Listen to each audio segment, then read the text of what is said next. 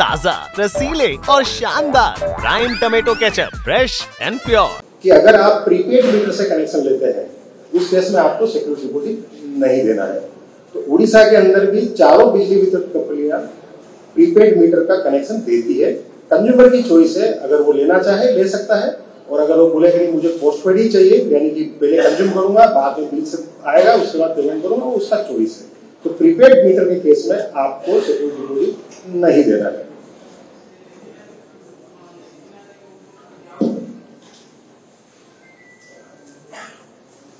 तो जैसे मैंने आपको बताया कि एक हमारे यहाँ भारत में एक्ट है, इसको बोलते हैं इलेक्ट्रिसिटी एक्ट 2003।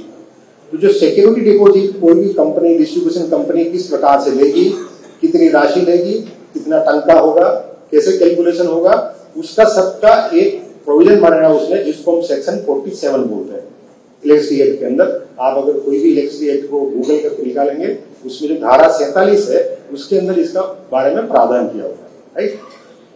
वो एक्ट ये बोलता है कि सारी डिस्ट्रीब्यूशन कंपनी को कनेक्शन देने से पहले सिक्योरिटी डिपॉजिट देना है, पॉइंट नंबर 1। पॉइंट नंबर 2, वो जैसे आप देखेंगे इनसफिशिएंट वर्ड को हाईलाइट किया हुआ है पॉइंट नंबर 2 में। इसका मतलब ये है कि हमेशा आपके पास सिक्योरिटी डिपॉजिट सफिशिएंट होनी चाहिए। कनेक्शन के टाइम पे आपने एक सिक्योरिटी डिपॉजिट ले ली, अब जब आपको सफिशिएंसी को मेजर करना है तो उसके लिए एक मैकेनिज्म हर रेगुलेटर ने पूरे इंडिया में डेवलप किया कि साल में एक बार जाकर के आप पिछले 12 महीने के कंजम्पशन के हिसाब से उसको आप रिव्यू करिए। जो रिव्यू टीपी डिस्कॉम भी कर रहा है उसके अंदर। आगे एक्ट में ये भी प्रावधान है कि अगर आप कंज्यूमर को डिमांड भेजेंगे तो उसको कितना टाइम देंगे, अगर कंज्यूमर आप उसको पैसा नहीं देता तो उसके लिए उसका क्या ट्रीटमेंट होगा, वो भी इस एक्ट के अंदर लिखा हुआ है।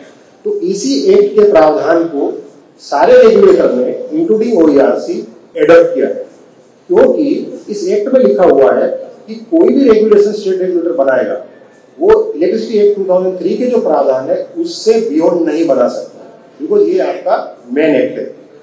और इसी एक्ट के अंदर विभिन्न धाराओं के अंदर ये प्रावधान किया हुआ है कि स्टेट रेगुलेटर जो भी रेगुलेशंस बनाएगा वो किस प्रकार से बनाएगा। तो जिसमें सेक्शन 47 को अडॉप्ट करके रेगुलेटरी कमीशन में, अगर आप सप्लाई कोड देखेंगे 2019 का, उसमें 52, 53, 54, 55 आप पढ़ेंगे सप्लाई कोड के अंदर, उसके अंदर सिक्योरिटी के सारे प्रावधान लिखे हुए हैं और वही प्रावधान को टीपी डिस्कॉम्स फॉलो कर रहा है और फॉलो करना पड़ता है, उससे बियॉन्ड नहीं जा सकते। जैसा मैंने बताया, electricity distribution is a regulated business और कोई भी बिजली वितरण कंपनी इस रेगुलेशन जो बने हो उससे बियॉन्ड काम नहीं कर सकता है। अभी मैं आपको कुछ राज्यों के अंदर, कुछ राज्य हैं जिसमें हमने, भारत के विभिन्न राज्य हैं जो हमने ईस्ट, वेस्ट, नॉर्थ, साउथ और उड़ीसा के जो नेबरिंग स्टेट है, उन सब के रेगुलेशन सप्लाई कोड के इस इलेक्ट्रिक सिक्योरिटी डिपॉजिट के बारे में क्या बोलते हैं वो हमने कुछ कंपाइलेशन किया है। जैसे पहले आ रहा अपना आंध्र प्रदेश, उड़ीसा से लगा हुआ आंध्र प्रदेश है, ठीक है। जो रेगुलेशंस आंध्र प्रदेश में बने हुए हैं सेम रेगुलेशंस उड़ीसा के अंदर भी बने हैं, सिर्फ एक फर्क है। वो क्या है, उड़ीसा रेगुलेशंस बोलता है कि अगर आप सिक्योरिटी डिपॉजिट जो एडिशनल सिक्योरिटी डिपॉजिट का डिमांड किया हुआ है उसको अगर टाइम पे पे नहीं करेगा तो distribution company will collect surcharge at the rate of 15%। Andhra बोलता है 18%, वहां सरचार्ज ज्यादा है, यहाँ कम है। अदरवाइज मेथोडोलॉजी सेम है। कैसे सेम है, सिक्योरिटी डिपॉजिट लेना है, साल में एक बार रिव्यू करना है, रिव्यू के लिए आपका बेस होगा प्रीवियस फाइनेंशियल ईयर, उसके बाद जो भी टैरिफ है उससे आप मल्टीप्लाई करिए और 2 महीने का सिक्योरिटीज आप लीजिए, और वो रिव्यू करने के बाद अगर आपको कंज्यूमर से पैसा लेना है आप उसको एएसडी के लिए लेटर भेजिए, और अगर आपको उसको कंज्यूमर को देना है तो जो भी अगले बिल बन रहे हैं उसको एडजस्ट कर दीजिए, यानी कि कंज्यूमर को उसको रिफंड कर दीजिए। तो ये एक्सरसाइज हर साल चलेगी, सो दैट जो एक्ट में लिखा हुआ है कि सफिशिएंसी होनी चाहिए सिक्योरिटी डिपॉजिट की, वो सफिशिएंसी ऑलवेज मेंटेन होगी। अब हम आंध्र प्रदेश से आगे चलते हैं कर्नाटक पे। कर्नाटक के अंदर ही मोर लेस सेम प्रोविजन से फंडामेंटल सिक्योरिटी डिपॉजिट होना चाहिए, नंबर 1। नंबर 2, उसकी सफिशिएंसी को distribution company every year check करेगी। अगर आपका पैसा लेना है आप डिमांड दीजिए और देना है तो बिल में उसको एडजस्ट कर दीजिए। अगर कंज्यूमर नहीं देता है तो उसका किस तरह से ट्रीटमेंट होगा वो भी कर्नाटका ने लिखा हुआ है, राइट। अपन कर्नाटका से अब आगे चलते हैं उत्तर प्रदेश। ये उत्तरी भारत का राज्य है, उसके अंदर भी सेम प्रोविजन है। गुजरात राज्य, अच्छा गुजरात, आप गुजरात के प्रोविजन देखेंगे जो अपने वेस्टर्न पार्ट के अंदर आता है, उसके अंदर भी सेम प्रोविजन है। कैसे सेम प्रोविजन है, ये लोग के अंदर हाईलाइट किए हुए हैं, आप देखेंगे उसके अंदर 2 महीने के सिक्योरिटी होना चाहिए, राइट।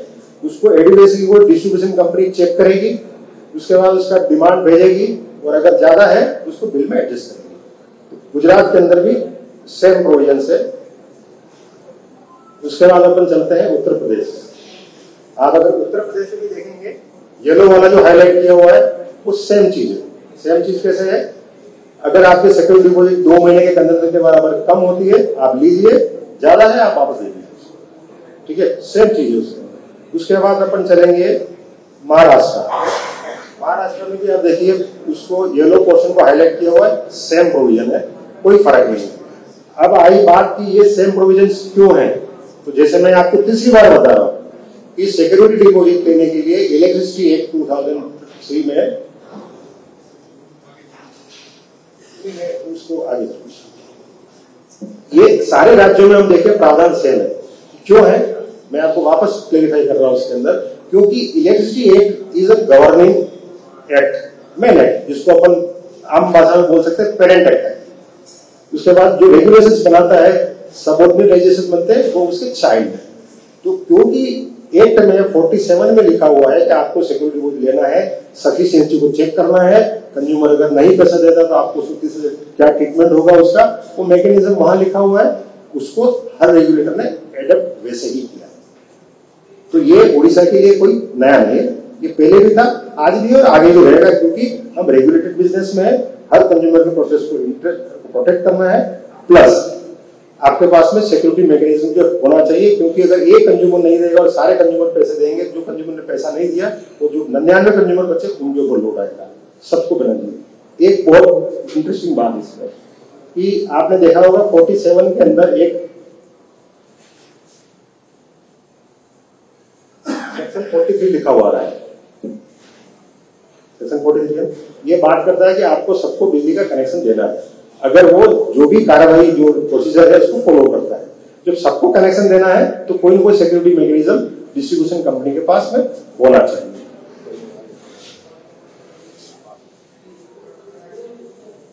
ये छत्तीसगढ़ के अंदर ही जो हमारा पड़ोसी राज्य है उससे भी यही प्रोविजन है।